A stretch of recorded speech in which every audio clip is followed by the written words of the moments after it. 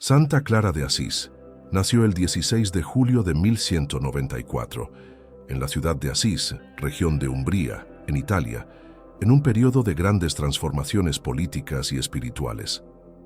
La Europa medieval vivía intensas tensiones entre la Iglesia y los poderes civiles, con ciudades en disputa, nobles en guerra y un pueblo que sufría por las desigualdades sociales. Era también el tiempo de las cruzadas que, aunque marcadas por contradicciones, despertaban en el imaginario cristiano un fuerte sentido de misión y defensa de la fe. En medio de ese escenario, Dios preparaba almas puras y valientes que se alzarían como faros de santidad. Clara, aún niña, fue uno de esos faros.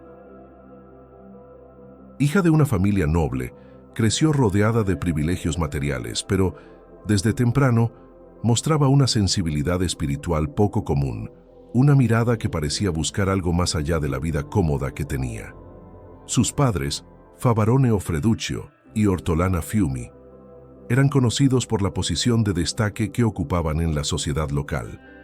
Su madre, una mujer profundamente piadosa, tuvo una influencia decisiva en la formación religiosa de Clara. Ortolana hizo 3 peregrinaciones antes incluso de que su hija naciera, a Tierra Santa, a Santiago de Compostela y a la tumba de San Miguel en el monte Gargano, y solía narrar a la pequeña Clara las gracias y experiencias espirituales vividas. Esas historias, impregnadas de fe y valentía, despertaban en la niña un amor intenso por Cristo y un temprano deseo de servirle. Desde muy pequeña, Clara ya mostraba desapego a los lujos de su condición y un corazón inclinado a la oración y a la caridad, ayudando a los pobres que llamaban a la puerta de su casa. Aún en la adolescencia, Clara comenzó a practicar ayunos rigurosos y a dedicar largos momentos a la meditación silenciosa, algo inusual para muchachas de su edad y posición social.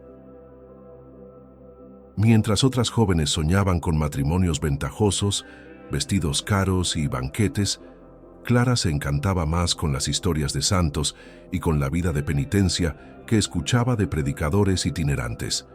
Tenía un corazón que se compadecía profundamente de los necesitados y muchas veces retiraba alimentos de su propia mesa para llevar a quienes pasaban hambre. Esas actitudes, discretas y silenciosas, ya eran señales claras de que Dios la preparaba para una misión especial. Fue durante su juventud que Clara oyó hablar de un joven de Asís que había renunciado a toda riqueza para vivir en extrema pobreza, Francisco Bernardone, más tarde conocido como San Francisco de Asís. Las noticias sobre su vida radical y apasionada por Cristo causaron profunda impresión en la joven. Veía en él no solo a un predicador fervoroso, sino a alguien que había entendido, de manera literal, el Evangelio. El testimonio de Francisco encendió en Clara una llama interior e hizo nacer el deseo de seguir el mismo camino de entrega total. Era como si Dios estuviera respondiendo a las inquietudes silenciosas que ella guardaba en el corazón. Hacia los 18 años, Clara ya había decidido en su interior que no se casaría y que deseaba consagrarse enteramente al Señor. Esa decisión, sin embargo, no sería bien recibida por su familia, que ya planeaba para ella una unión ventajosa con algún noble local. Su firmeza de espíritu y su valentía comenzaron a manifestarse en ese momento. Clara no se dejó seducir por las promesas de riqueza y seguridad, ni se intimidó con las presiones familiares. En secreto, buscaba más información sobre Francisco y sus predicaciones, sintiendo que allí estaba la respuesta que buscaba. El encuentro entre Clara y Francisco fue providencial. Al oírlo predicar en la iglesia de San Jorge, quedó profundamente conmovida por sus palabras sobre la pobreza evangélica y el amor radical a Cristo crucificado. No eran solo palabras bonitas, era una vida que encarnaba el Evangelio. Francisco, por su parte, percibió en la joven un alma pura y decidida, con una fuerza interior poco común. La orientó espiritualmente y la ayudó a discernir la voluntad de Dios. La amistad entre ambos se consolidó sobre la base de una fe ardiente y de un amor incondicional por Jesús, libre de cualquier sombra de interés humano. Clara pasó a madurar el plan de dejar su casa y seguir el camino trazado por Francisco. Sabía que eso exigiría una ruptura total con el mundo, un corte profundo con su vida anterior, y que enfrentaría oposición, incomprensión e incluso persecución. Aún así, estaba dispuesta a perderlo todo para ganar a Cristo. Su determinación crecía día a día, alimentada por la oración intensa y por la certeza de que Dios la llamaba a algo mayor. En su corazón, las palabras del Evangelio resonaban como un llamado directo. Quien quiera salvar su vida la perderá, pero quien pierda su vida por amor a mí la encontrará. Mateo 16:25. El llamado de Dios, para Clara, no fue un impulso momentáneo ni una emoción pasajera. Fue una convicción profunda, construida a lo largo de los años por la formación piadosa de su madre, por el ejemplo de los santos y principalmente por el testimonio vivo de San Francisco. Ella entendió que no podía ignorar aquella voz interior que la invitaba a una entrega sin reservas. Así, se preparó en silencio, esperando el momento oportuno para dar el paso definitivo. Ese momento se acercaba, y cuando llegara, cambiaría para siempre no solo su vida, sino también la historia de la Iglesia. La noche elegida por Clara para dejar la casa paterna fue cuidadosamente planificada y revestida de un clima de oración y valentía.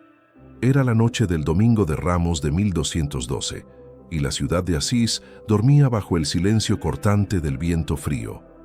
Clara, ya decidida, se había preparado interiormente con ayunos y oraciones, pidiendo a Dios la gracia de ser fiel hasta el final. Su fuga no era un acto de rebeldía contra sus padres, sino una respuesta a un llamado divino que resonaba en su alma con urgencia. Sabía que aquel sería un paso sin vuelta atrás. Al dejar su casa, abandonaba no solo los confortes materiales, sino también la seguridad de una vida ya trazada para ella, lanzándose enteramente en los brazos de la providencia. Guiada por la fe, Clara siguió por las calles oscuras de Asís, cubierta por un manto que escondía su identidad. Su destino era la pequeña capilla de la Porciúncula, donde San Francisco y sus frailes la aguardaban. La Porciúncula, dedicada a Santa María de los Ángeles, era un lugar sencillo, pero cargado de un profundo significado espiritual. Allí, Francisco había recibido su misión y de allí irradiaba el ideal de la vida evangélica que había tocado el corazón de Clara.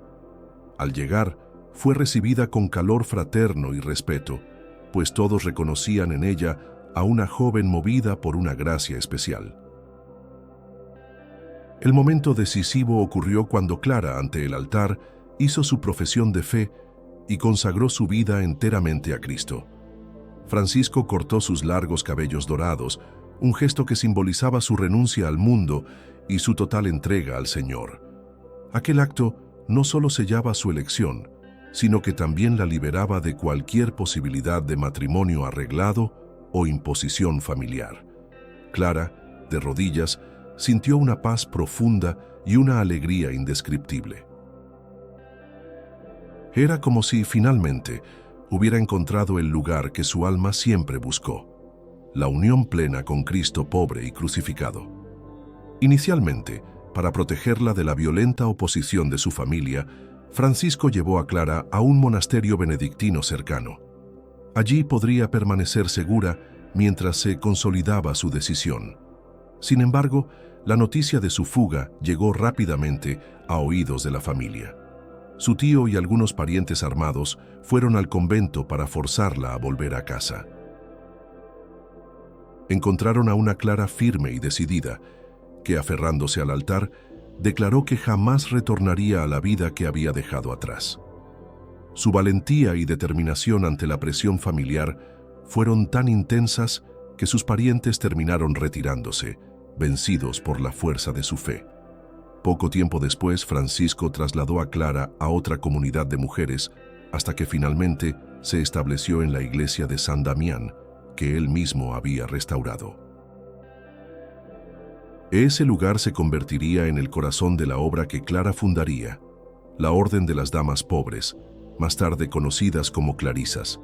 En San Damián, Clara comenzó a vivir la pobreza radical que había aprendido de Francisco, dedicándose enteramente a la oración, al trabajo manual y a la vida comunitaria. Allí, su liderazgo espiritual floreció, atrayendo a otras jóvenes, incluidas sus hermanas biológicas, como Catalina, que después tomaría el nombre de Inés. La llegada de sus hermanas y de otras jóvenes de familias nobles de Asís transformó San Damián en un foco de vida evangélica femenina. El ejemplo de Clara, su serenidad y su amor incondicional a Cristo inspiraban a todas las que venían a buscarla.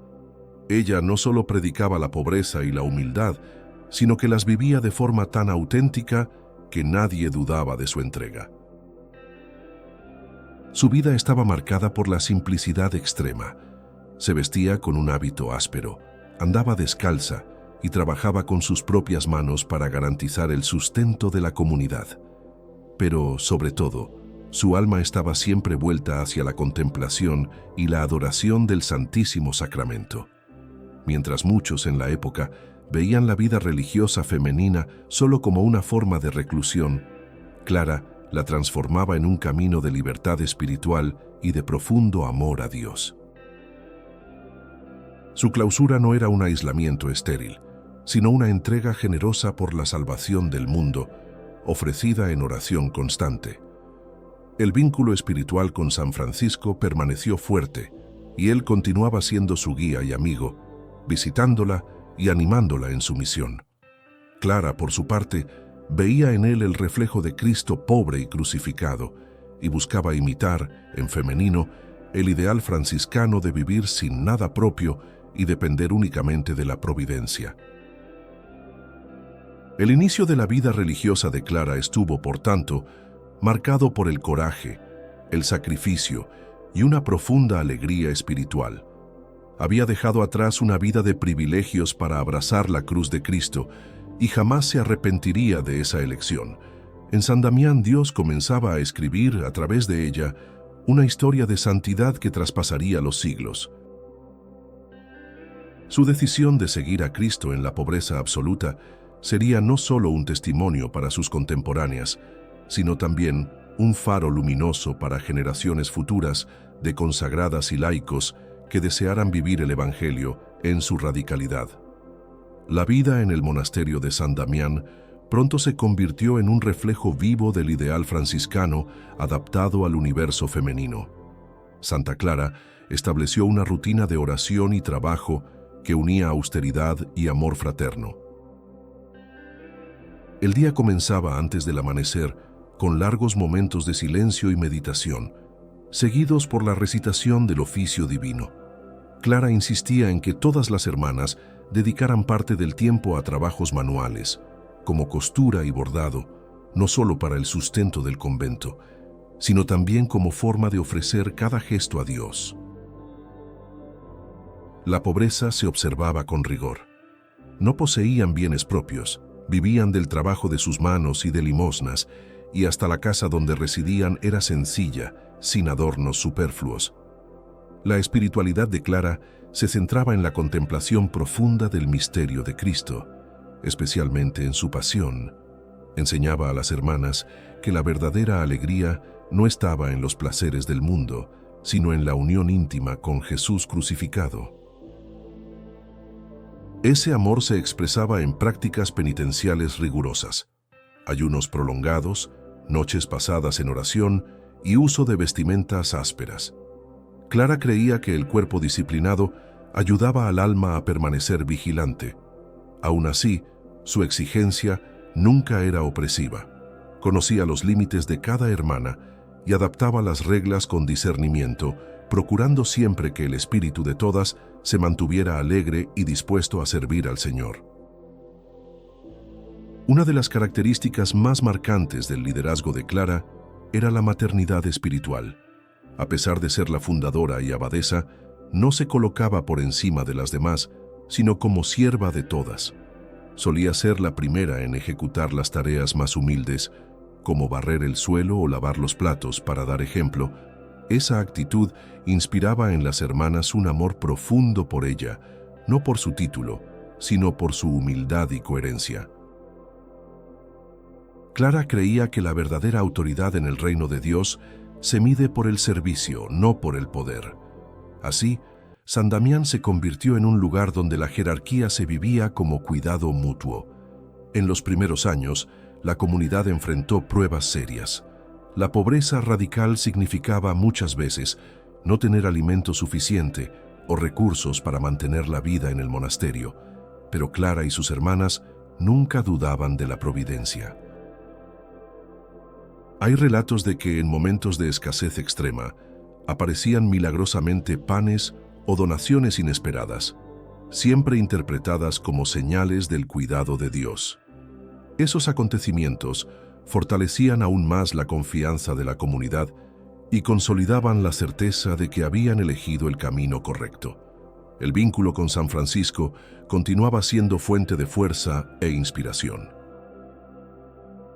Francisco, aún involucrado en muchos viajes y predicaciones, visitaba a Clara siempre que le era posible, aconsejándola y confirmando su misión. La amistad entre ambos era profundamente espiritual, sostenida por el amor común a Cristo. Francisco veía en Clara la pequeña plantita que florecía a la sombra del ideal franciscano y le confiaba la misión de preservar la pureza de ese carisma entre las mujeres. Esa confianza mutua creaba un lazo de fraternidad que se convertiría en uno de los pilares de la Orden de las Damas Pobres. Con el tiempo, el ejemplo de San Damián comenzó a difundirse, atrayendo a jóvenes de otras ciudades que deseaban seguir el mismo camino. El estilo de vida creado por Clara, caracterizado por la pobreza absoluta, la oración continua y la vida fraterna, se mostraba tan radical como liberador. Ella no buscaba números, sino fidelidad. Para Clara, un alma totalmente entregada a Cristo valía más que muchas que vivieran de forma tibia. Así, prefería acoger a pocas hermanas, pero comprometidas con la radicalidad del Evangelio, antes que abrir las puertas sin discernimiento. Los primeros años también estuvieron marcados por la elaboración de las primeras formas de regla para la comunidad. Clara quería que el modo de vida de las hermanas fuera reconocido oficialmente por la Iglesia, pero sin perder la esencia de la pobreza absoluta. Eso exigía diálogo con autoridades eclesiásticas, que muchas veces intentaban flexibilizar las exigencias, ofreciendo posesiones o rentas para garantizar seguridad. Clara, sin embargo, rehusaba firmemente cualquier concesión que lesionara el voto de vivir sin nada propio. Para ella, la pobreza no era solo un detalle, sino el corazón de la vocación. San Damián, en ese periodo inicial, se convirtió en un faro no solo para Asís, sino para toda la región. Muchos venían a pedir consejos y oraciones a Clara, reconociendo en ella una santidad luminosa. A pesar de vivir en clausura, su influencia se extendía mucho más allá de los muros del monasterio. Su presencia irradiaba paz, y sus palabras, siempre sencillas y centradas en el Evangelio, tocaban profundamente el corazón de quienes la escuchaban. Clara no buscaba protagonismo, pero se convertía por la fuerza del Espíritu en una referencia de santidad para toda la Iglesia. La fama de santidad de Santa Clara, incluso viviendo en clausura, comenzó a atraer cada vez a más personas que buscaban sus oraciones y consejos. Muchos relatos de milagros ligados a su intercesión se esparcieron por la región. Uno de los primeros registros fue el de multiplicaciones de pan para alimentar a las hermanas en momentos de extrema escasez. Clara, siempre confiada en la providencia divina, reunía las pocas porciones disponibles, hacía la señal de la cruz sobre ellas y las entregaba para que fuesen distribuidas. Milagrosamente, el alimento nunca se agotaba hasta que todas quedaban saciadas. Esos acontecimientos reforzaban aún más la fe de las hermanas y de todos los que oían hablar de ellos. Uno de los episodios más emblemáticos de su vida ocurrió en el año 1240, cuando Asís y la región estaban bajo amenaza de invasión por parte de soldados sarracenos al servicio del emperador Federico II. Los invasores llegaron a cercar el monasterio de San Damián y el peligro era inminente. Las hermanas, aterrorizadas, corrieron junto a Clara, que, debilitada por enfermedades, estaba acostada en su celda. Al oír la situación, pidió que la llevaran ante el sagrario. Con esfuerzo se arrodilló y con lágrimas en los ojos, retiró el ostensorio con el Santísimo Sacramento. Elevándolo con sus manos frágiles, dirigió una oración fervorosa a Cristo, pidiendo protección para sus hijas espirituales. La escena que siguió quedó grabada para siempre en la memoria de las testigos. Los soldados, al aproximarse a los muros del convento, vieron a Clara con el Santísimo elevado y de repente fueron tomados por un pánico inexplicable. Una fuerza invisible los hizo retroceder, huyendo en desorden, sin que nadie tuviera que blandir una espada. Para Clara, aquello no era un triunfo personal, sino una prueba viva de que Cristo Eucarístico es el verdadero protector de su Iglesia. Ese milagro reforzó aún más su devoción apasionada al cuerpo de Cristo y su costumbre de pasar largas horas ante el sagrario. Otro episodio notable ocurrió cuando una gran sequía amenazaba las cosechas de la región. Los campesinos, desesperados, recurrieron al monasterio pidiendo la intercesión de Clara. Ella, aún enferma, se levantó para ir a la capilla y orar ante el Santísimo. Poco tiempo después, comenzaron a formarse nubes y una lluvia suave y constante cayó sobre los campos, salvando las plantaciones. Para ella no había duda. Toda gracia venía del Señor y la oración sincera era el canal por donde Dios derramaba sus favores. A pesar de los milagros, Clara nunca se dejó llevar por la vanidad ni por la tentación de ser vista como una santa milagrera. Siempre redirigía los elogios a Dios, repitiendo que era apenas una sierva inútil, instrumento en las manos del Señor. Esa humildad encantaba tanto a los sencillos como a los más instruidos. Muchos frailes franciscanos visitaban San Damián para pedir su consejo y edificarse con su ejemplo. Y Clara, aun siendo mujer en un tiempo en que la voz femenina raramente era escuchada en las cuestiones espirituales, se convirtió en una referencia para la propia orden franciscana. La salud de Clara, sin embargo, comenzó a fragilizarse con el paso de los años.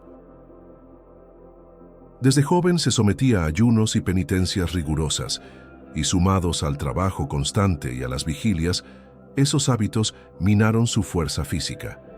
Aún así, incluso en cama, continuaba gobernando el monasterio con sabiduría y ternura. Sus palabras, proferidas con voz suave, tenían peso de autoridad y tocaban profundamente a las hermanas. Hasta en los dolores más intensos, mantenía la sonrisa serena y la mirada fija en el crucificado, inspirando a todos con su paciencia y fe inquebrantable. El episodio de la defensa de San Damián se volvió símbolo de la confianza absoluta de Clara en Jesús sacramentado.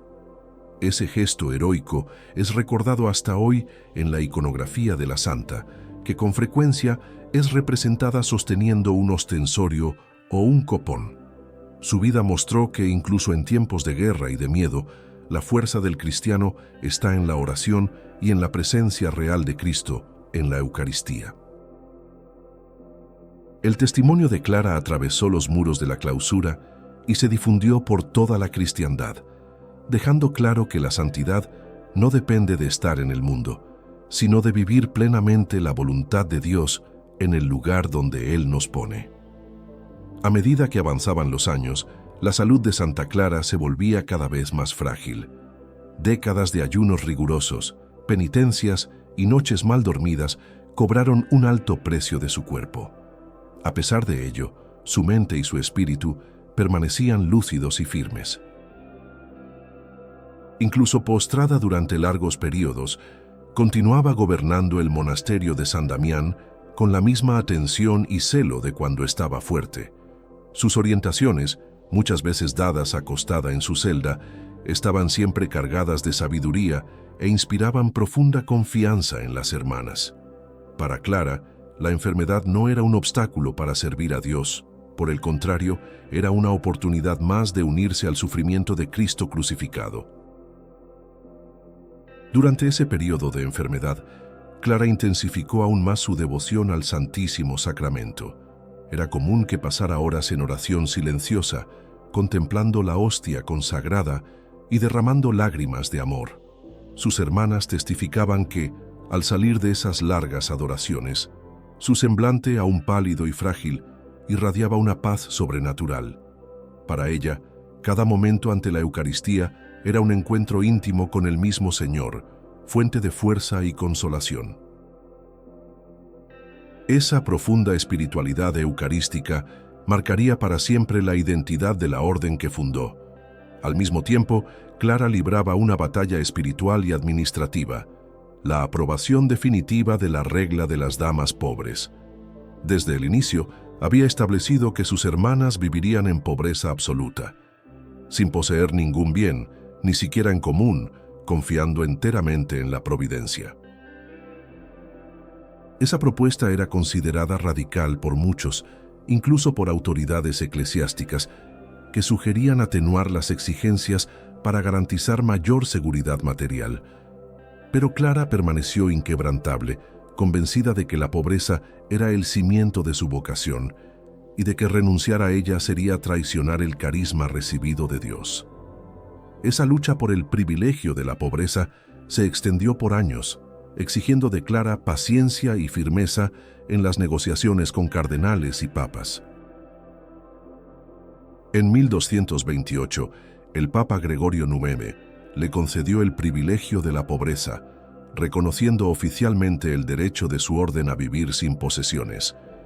No obstante, Clara aún deseaba algo más: que la regla propia de su comunidad fuese aprobada por la Iglesia. Trabajó en la redacción de ese documento con extrema atención, uniendo la espiritualidad franciscana al modo de vida contemplativo y a la clausura. Su regla destacaba la vida fraterna, la oración continua, la austeridad y sobre todo la pobreza radical. El gran momento llegó el 9 de agosto de 1253, cuando, ya gravemente enferma, Clara recibió la noticia de que el Papa Inocencio IV había aprobado su regla. Era la primera vez en la historia de la Iglesia que una norma escrita por una mujer para una comunidad femenina era oficialmente reconocida. Al oír la noticia, lágrimas de gratitud rodaron por su rostro. Sabía que, incluso después de su muerte, sus hijas espirituales permanecerían fieles al ideal que ella y San Francisco habían soñado. Fue uno de los últimos regalos que Dios le concedió en esta vida. Pocos días después, en la mañana del 11 de agosto de 1253, rodeada por sus hermanas y por algunos frailes, Clara partió serenamente a la casa del Padre. Minutos antes de morir, pronunció palabras que quedaron grabadas en el corazón de todos. «Ve en paz, alma mía, pues bien tienes un buen guía para el viaje. Aquel que te creó también te santificó, y guardándote siempre como una madre, te amó con tierno amor». Su partida estuvo marcada por un clima de santidad tan profundo que muchos ya la veneraban como santa inmediatamente después de su muerte. El funeral de Clara fue un momento de conmoción para toda la ciudad de Asís. A pesar de haber vivido recluida, su testimonio había tocado a personas de todas las clases sociales. Muchos acudieron para despedirse, llevando flores y velas, mientras el cortejo pasaba por las calles estrechas de la ciudad medieval. Su cuerpo fue sepultado provisionalmente en la iglesia de San Jorge, donde también reposaban los restos mortales de San Francisco. Algunos años más tarde, sus restos serían trasladados a la Basílica de Santa Clara, construida en su homenaje. Así terminaba la vida terrena de una mujer que con delicadeza y firmeza había marcado la historia de la Iglesia.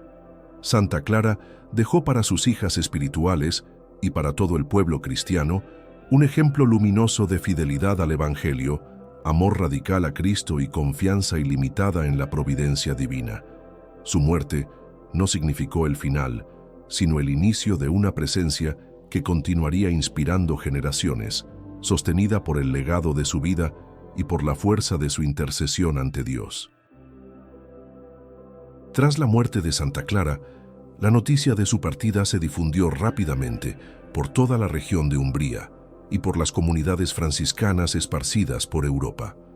Su fama de santidad, ya reconocida en vida, se hizo aún más evidente con el testimonio de innumerables personas que decían haber recibido gracias por su intercesión.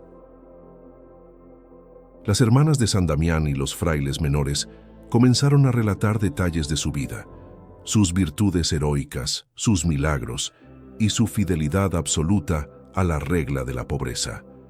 La devoción popular creció de tal manera que el proceso para su canonización se inició apenas 2 meses después de su fallecimiento, algo rarísimo en la época.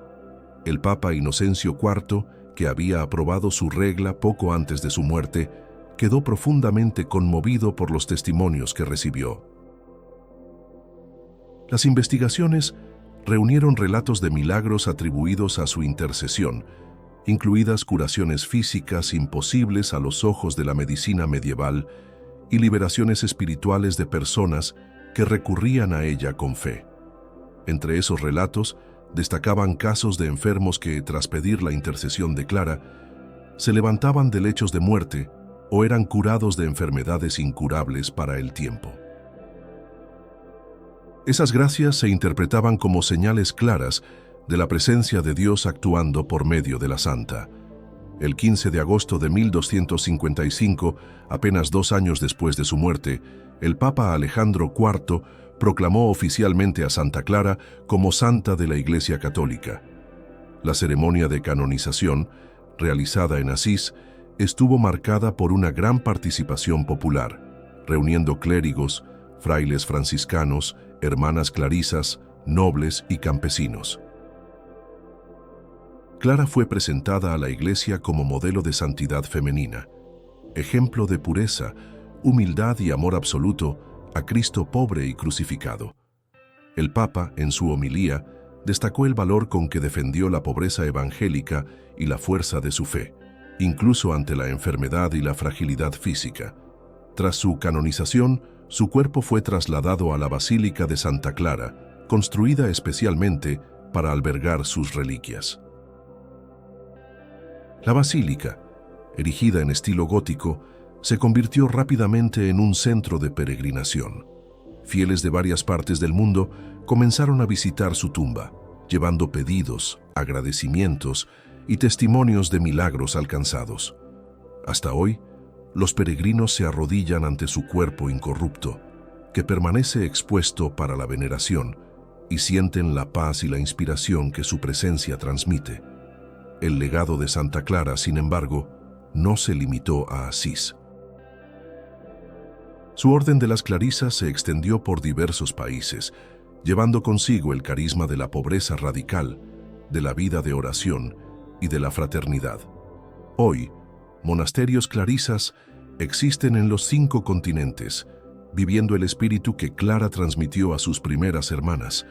Incluso en culturas y realidades muy diferentes de la Italia medieval, la espiritualidad clariana continúa tocando corazones y atrayendo a mujeres que desean entregarse enteramente a Dios.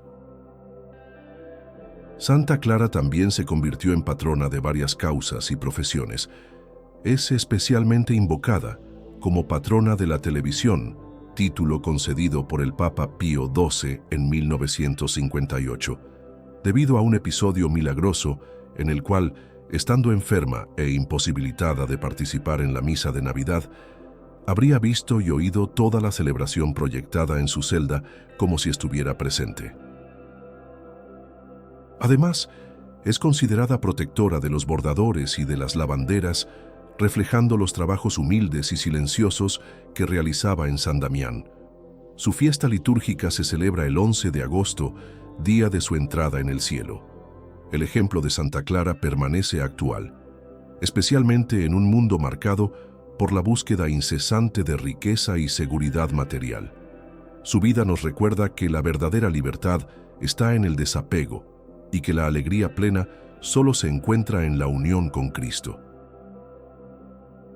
Más de 8 siglos después de su muerte, sus palabras aún resuenan con fuerza. Abraza la pobreza, oh alma devota, y no te dejes aprisionar por las riquezas de este mundo, para que puedas entrar libre en el reino de los cielos. Su testimonio desafía e inspira, invitando a cada cristiano a vivir con sencillez, confianza y amor incondicional al Señor. Así, la historia de Santa Clara de Asís, inseparable de la de San Francisco, es un faro que continúa iluminando a la Iglesia. Su vida prueba que la santidad no depende de hazañas grandiosas a los ojos humanos, sino de una fidelidad diaria, silenciosa y amorosa a Dios.